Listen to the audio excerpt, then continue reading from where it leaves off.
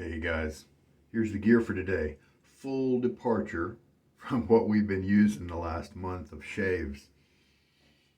Not intentionally, I definitely am going to resume using the acid blade since we are 25 uses away from 500 count on that one. However, I'm evaluating a new razor today. And of course, it's unfair to you're not going to get a good picture of the performance of the razor if it's using a blade that's had 475 uses. So I am going to use this Perma-Sharp blade that's pretty fresh, just one or two uses on it. And this razor is the adjustable from Yaqi, DLC, yeah, DLC-Yaqi. Now, I don't know what the DLC means, if it's part of the brand name, if it's part of the coating, here on the razor. I think I've heard DLC refer to coatings and stuff and plating, that kind of thing. I'm not sure. But this is an inexpensive adjustable razor, and we'll be talking about it more in the minutes to come. The soft stuff is this Declaration Grooming knot. I'm pretty sure it's a B13 in a dogwood, gorgeous dogwood handle, and I think Briar brushworks as well. Worked on maybe the wood part of this. And we're stepping back to Barrister and Mann Black Label, orange and cedarwood. And it's so funny that he had to do this ugly white part on the lid so that you had to do that for it to scan. Otherwise, he would have had to put the barcode on the label or somewhere else like that, But the black label predates glissant, from my understanding. The black and the white label were two different lines that he had, I think, before glissant. And one was, I think it was a marketing thing where maybe something like one was more for commercial retailers and the other one was from Direct Selling's website, something like that. I may be off on that though, but they were two lines that were jointly developed. I do have some white label that I've used before, probably on this channel, and today we're going to try, I believe this may be the first black label I've tried. I can't remember. So we've had this brush soaking for maybe 10-15 minutes. I'm going to get it back in the water while I look at the razor and all that stuff. So that is the stuff for today, except for here is the aftershave product, City Slicker from Stirling. So about this razor, I am going to do a more in-depth review of it. I'll probably record that video right after I do this one because I will have one use in my wheelhouse to be able to give some real world experience. So what we will look at right now is just a summary. Obviously, it is patterned after the Gibbs razor, the French razor. Gibbs, and of course the Gibbs has a lot of similar features. The look on the side here, you've got the an adjustment plate here, you've got the safety bar here, and then the cap rides over everything. That looks very Gibbs-ish. The knob as well here to turn, this end knob here to tighten everything down, very Gibbs-ish. The fact that the post bolt coming from the top cap is like that, is very Gibbs-ish. And even the look here, this plate right here comes up and down. The safety bar, of course, and its plate stays still. And so you can see probably as I increase the gap, that's what happens. This top plate here comes up. That's the one the blade is resting on, of course. And then because it's flat, the blade is not resting on this big flat part, but a small angled part, a bevel on each end. I have Gibbs experience, as you probably tell from what I'm saying. But I believe the Gibbs might have a little better bevel right here. But everything else, the solid bar, the safety bar here, just looks very Gibbs-ish. Now that's terrific. That's a great idea. The Pearl Flexi is trying to be a Gibbs razor. Its disadvantage is it's quite heavy, relatively speaking. Otherwise, it's excellent. I like that razor a lot. It's actually got a brass core and then plating on top of that, so it's more lifetime quality materials.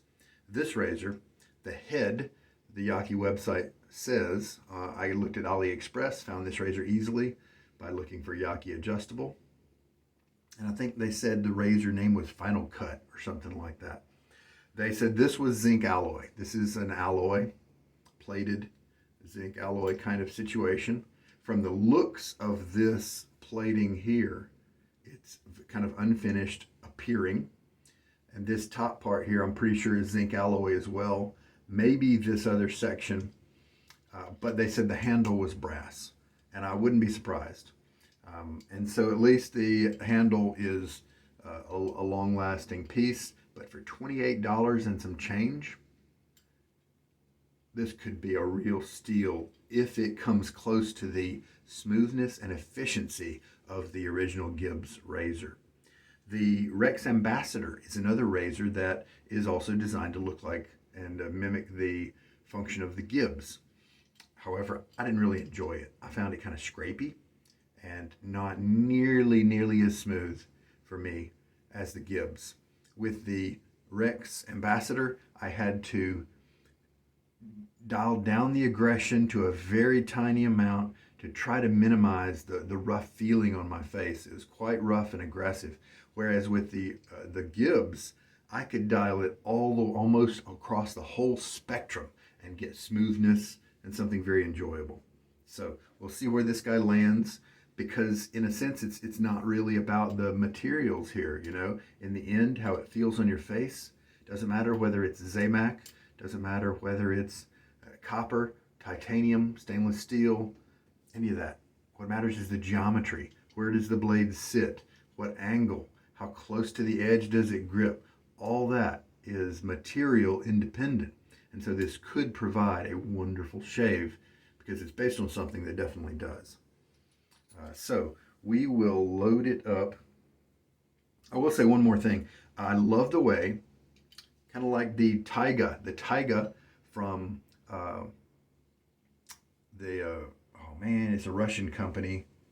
I can't remember the name, HLC or,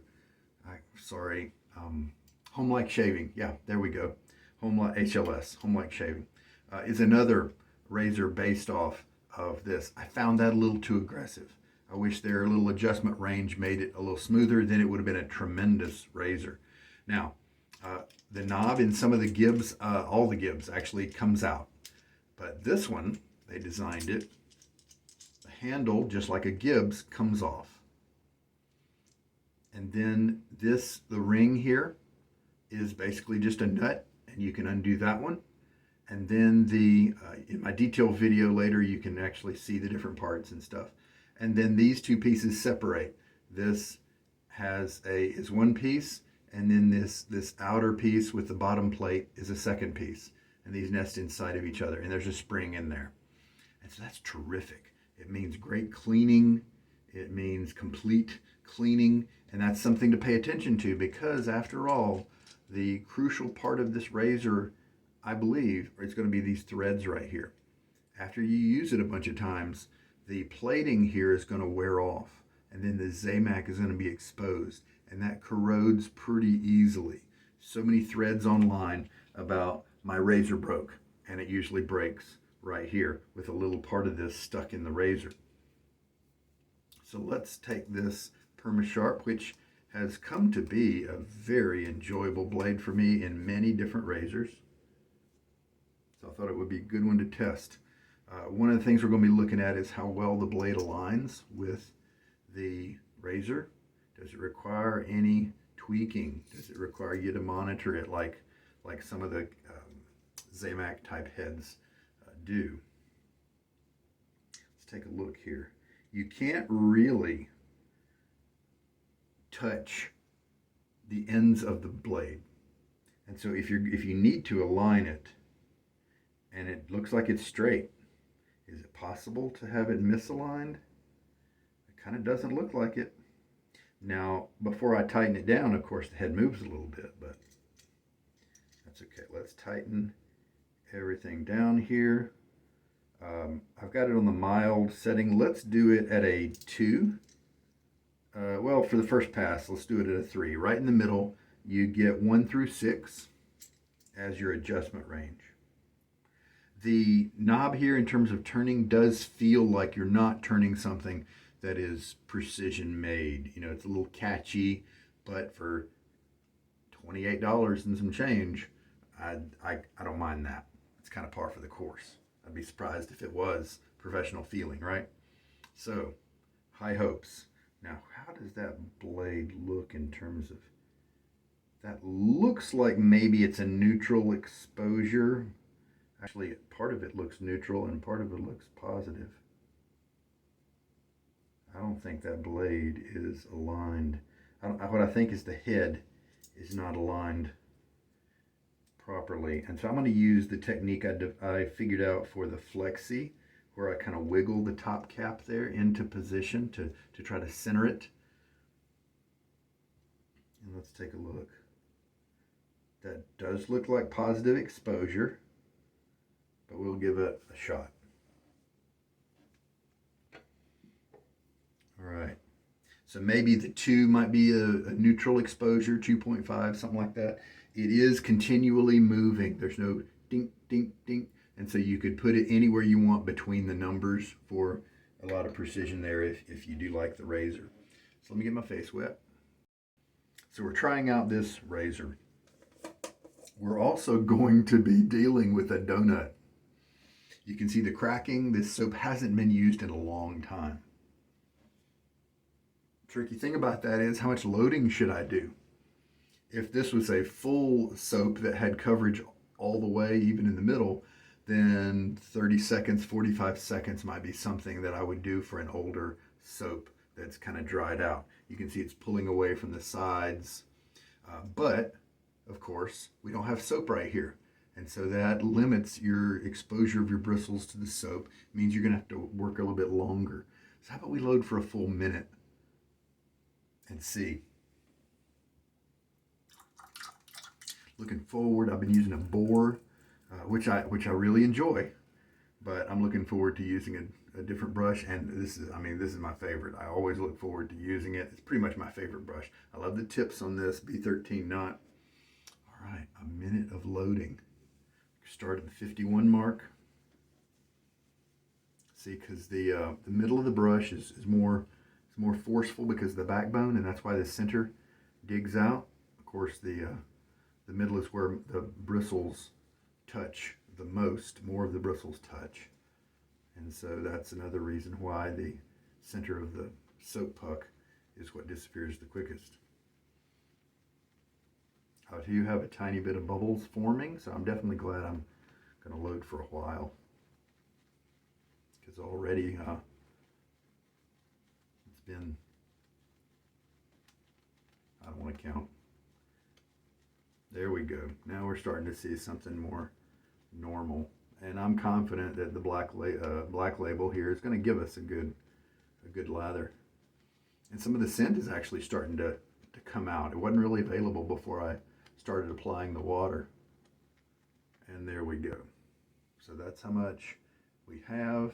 We don't have a ton in the bowl.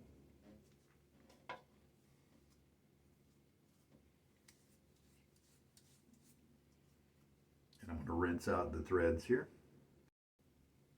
Now my personal preference is not to rinse out the inside of the bowl, but I do remove the soap from the threads so that that doesn't build up. You know, for a while, when I first started 5 or 6 years ago, as we start working here on the lather, oh, that scent, yeah. Oh, that's nice. That's a nice one. Orange and cedar is a popular combination, so it's no wonder. But when I first started, oh yeah, look at that. We're not developing a whole bunch of lather right away. Let's go ahead and add some water. We have to go back to the tub for another while. But when I first started, I did see some black label around in the used marketplace, but I didn't know enough to know how how rare that was going to become. But I don't really feel like I missed out on too much because Glissant is just amazing. It's the one that he replaced the black label and the white label with. I enjoy white label as well. Everybody has their preferences. Yeah, that's just a terrific scent. It's not super strong. Now, because we have been working at it and I've only gotten this much, I've probably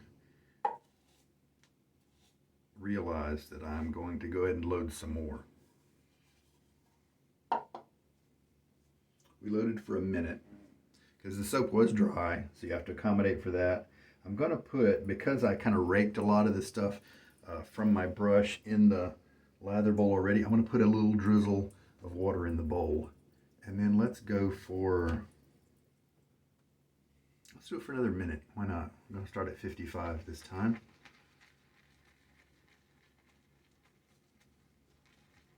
Just to make sure we have enough to get a good lather. We don't want to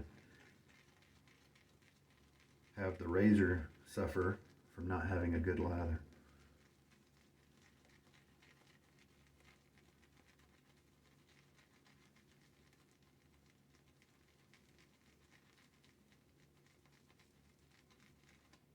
Now that was 30 seconds of loading. Ah, yeah, we're starting to get some paste here. I'm going to add just a little bit more water. Then we'll do 30 seconds. I bet I don't have to. I mean, look at that. I think we're probably pretty, let's do 20 more seconds. So that'll be, starting at 40 there. So we'll go to the end of the minute. And so that'll be a minute and 50 seconds of loading to bring this guy back from old age. I'm not used to dealing with the soap donut. Oh yeah, look at that. We've got something a lot more rich coming out the sides now. I'm sure that'll be just fine.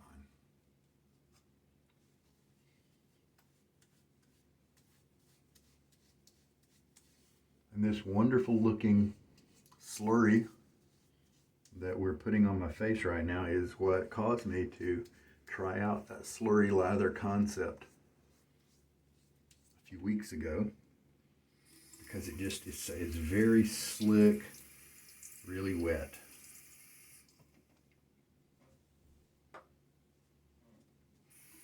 One of you viewers pointed out that the slurry lather might resemble the Marco method. And in a way it does. That might be the most popular method that it does resemble. But there are, as I mix this up, why don't we go ahead and spend some time mentioning 3 things that came to mind that make the slurry method a little bit different from the Marco method. Let me tilt you down a little bit so we can make sure that it's easier to get the bowl up in the picture here. With Marco, I think you're starting with a lot wetter brush. With mine, it's kind of a lightly wet brush. Or slightly more than that. Medium wet, lightly wet, something like that.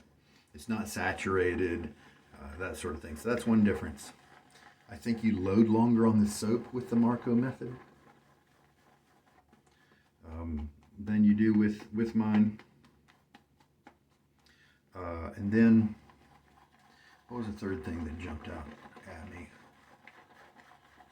Yeah, this looks like it's going to be good now. With the Marco method, yeah, here the third thing was that you are actually working the lather either on your face or in a bowl to maturity. You're trying to integrate the soap and the water together and keep adding water until you're good. Because you're starting with a brush full of water, the idea is you're not going to need to add a lot of water. You're just maybe fine-tuning the lather with a few additions of drops, that kind of thing. Whereas with mine, with a slurry lather, you're at least the way I'm developing it now, I'm looking at it now, you don't take it to maturity. You just spend a little time working with it. You keep it kind of in a partially undeveloped state. Oh, this lather just looks terrific.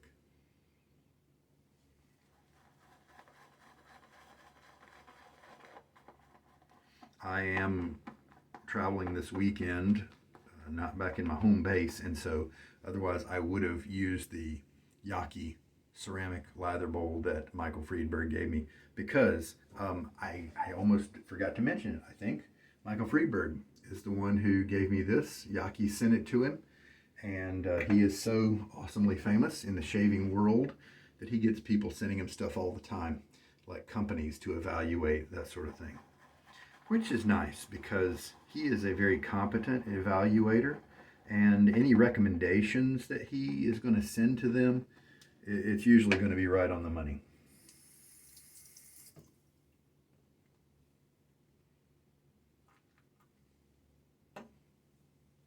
I've been using Chiseled Face and their soap base for a month now. It'll be interesting to have a different one on my face now.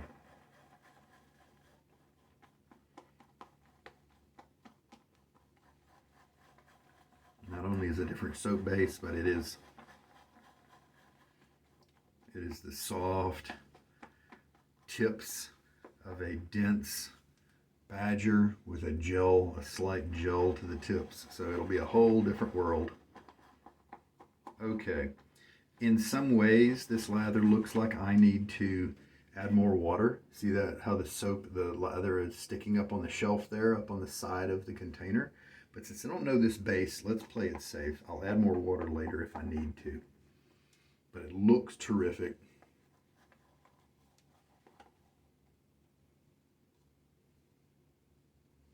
Chisel Face just never looks this creamy.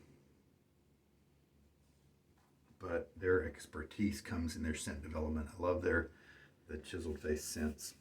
All right, splash a little bit of water on my face.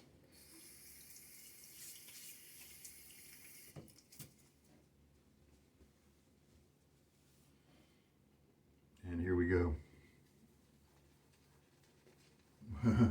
What I haven't been missing is the density. This is a very dense brush.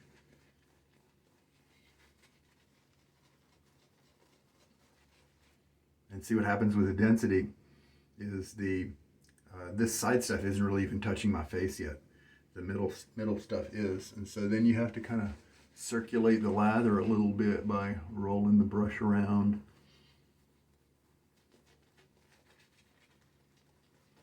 There we go.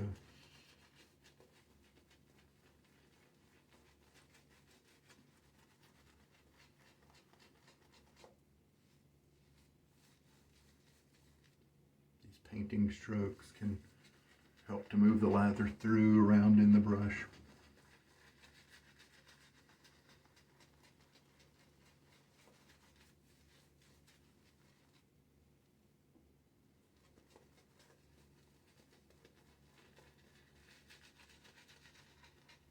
This base actually, I may have taken it too far with the water. This one may not need as much water as I gave it. Lather's thinning out just a bit. But the great thing about bowl lathering, I can just go in and get some more.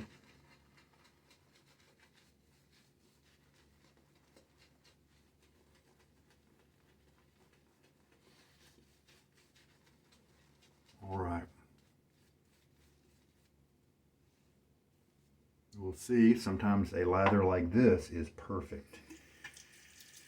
Ooh, I like the slickness there as I rinse my fingers.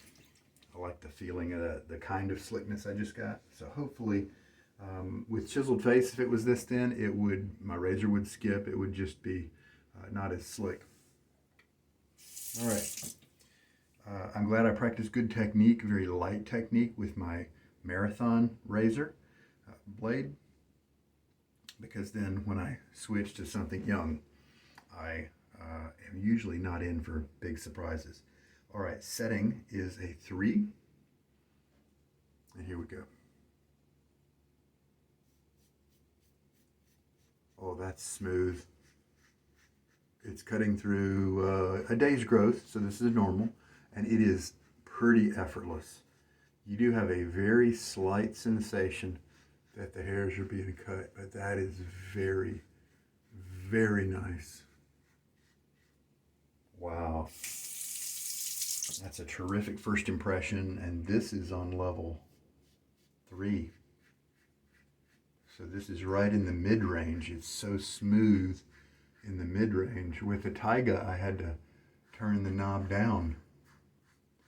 Now I do feel like a bad stroke with the exposure here.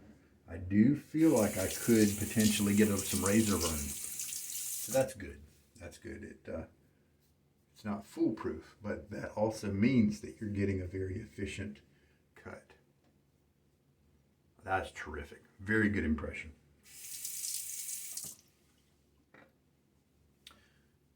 A little water on my face. Actually, you know what? This is kind of a wet lather. Let's just get, a tiny bit of water on my face there, and then we will go to the lather here.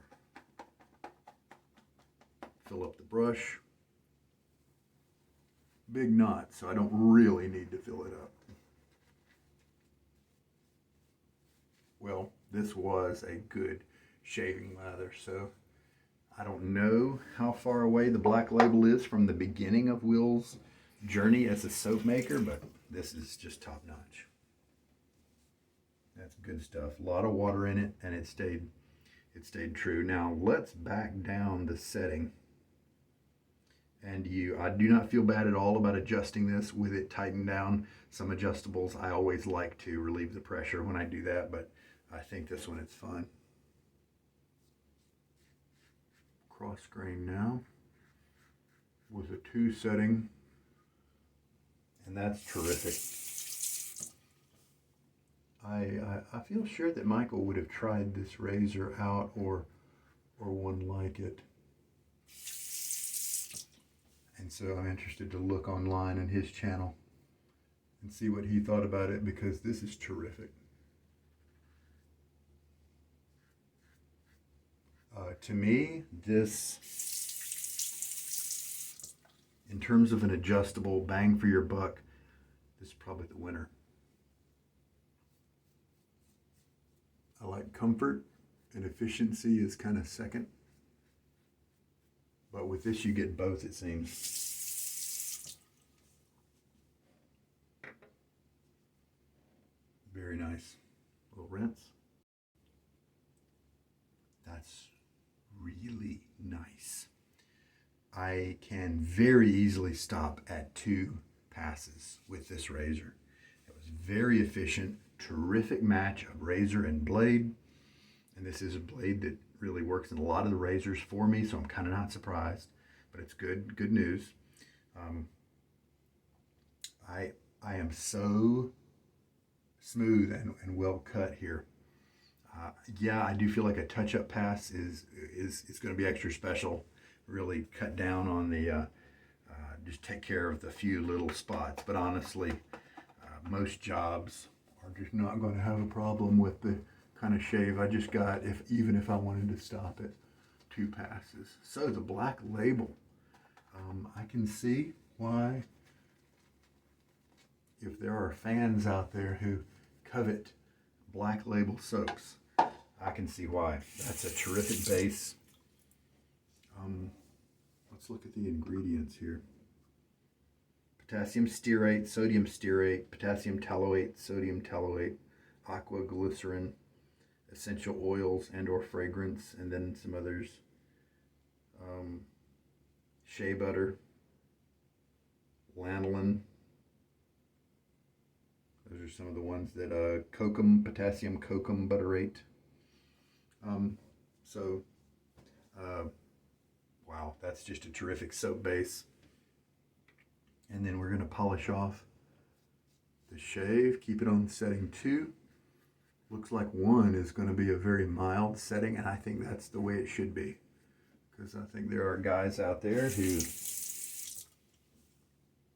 want 1 to be fairly mild. And then 3 was still very comfortable, but highly efficient. And so I'm glad to see this didn't go in the path of the Rex Ambassador or the Taiga, where the settings tend to be the more aggressive. That's just terrific here. I'm taking a more against the grain stroke right there, and it's a piece of cake. What a terrific razor. $29, $28.38, I think is what their website said as of today. Especially with free shipping, that's just a deal. Now for maybe the same price, roughly, you could get on eBay and get a vintage slim adjustable, but this is smoother. And it easily beats the Rex Ambassador, the Taiga, in terms of smoothness and in terms of where I like a razor to be. Now, if you like aggression, you might, I'm guessing that maybe this range here, if 3 was so smooth, then maybe this one might not be for you. Oh, my skin is just so smooth. Wow. No irritation, no razor burn, no hint of razor burn. Just terrific. Michael, thank you so much for letting me have this razor. Wow. Wow. So a minute and 50 seconds of load time seemed to be exactly right. I didn't even need to do third pass, but I did just because I like the brush. And it was too wet in the beginning, so I'm glad I went back and did another 50 seconds of loading. How much water did I use for that minute 50? I used 14 milliliters of water. The Stirling City Slicker smells awesome. I like it personally. Apparently your average Joe did not.